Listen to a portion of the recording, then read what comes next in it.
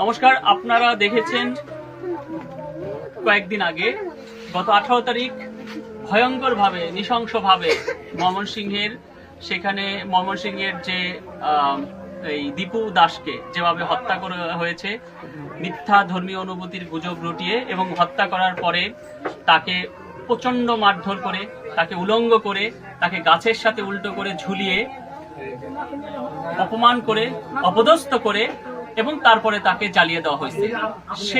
আমরা সেই দীপু দাসের বাসায় এসেছি, দীপু দাসের বাবা। তো এই হতভাগ্য দীপু দাসের বাবা, তার মা এবং তার স্ত্রী এবং তার সন্তান আছে 1.5 বছরের তার বাচ্চা। তো সবকিছু মিলে আপনার যে ছেলের এই যে ঘটনাটা ঘটেছে, আপনি কখন জানতে পারলেন যে এরকম ঘটনা ঘটছে?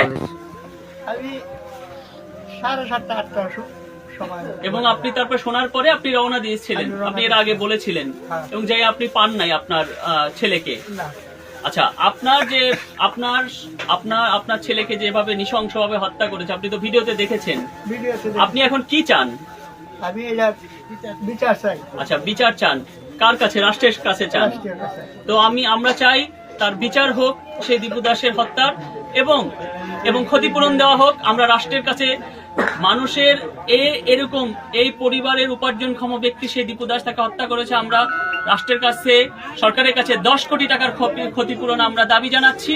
এবং এই যে সরকারের পক্ষ থেকে সরকারের কোনো উপদেষ্টা, আমি আশা করব যে তিনি এসে এই যে নৃশংস যে ঘটনাটা ঘটেছে তার পরিবারের কাছে এসে সান্ত্বনা প্রদান করবে। কারণ আমরা এর আগে বহু দেখেছি যে সংখ্যালঘুদের উপর যে এত ঘটনা ঘটে যায়, কখনো দেশের সর্বোচ্চ পর্যায়ে মানুষেরা খুব একটা যে তাদের সান্ত্বনা দেয় না বা আসে না। তা আমরা বলবো যে তারা যে আমাদের সংখ্যালঘু পাশে আছে, এই যে এই মেসেজটি তারা দিবে, এবং এইখানে যারা মামলা হয়েছে এবং সেখানে যারা দোষী তাদের শাস্তির বিধান করবে। এবং আমরা দেখেছি যে 7 জনের মতো গ্রেফতার হয়েছে, কিন্তু ওখানে তো আমরা দেখেছি 1000 মানুষের উপরে আছে। এই প্রত্যেকেই আমি মনে করি যারা এর সাথে যুক্ত প্রত্যেকেরই গ্রেফতার করতে হবে এবং শাস্তির আয়তায় আনতে হবে।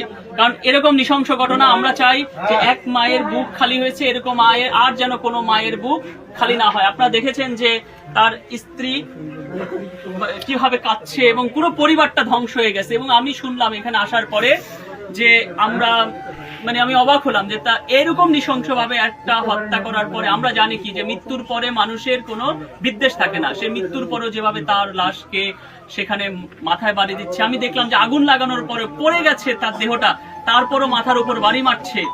এরা মানুষ এতটা নিষ্ঠুর কেমন হয়? এবং তারপরও যেটা শুনলাম যে এইখানে যখন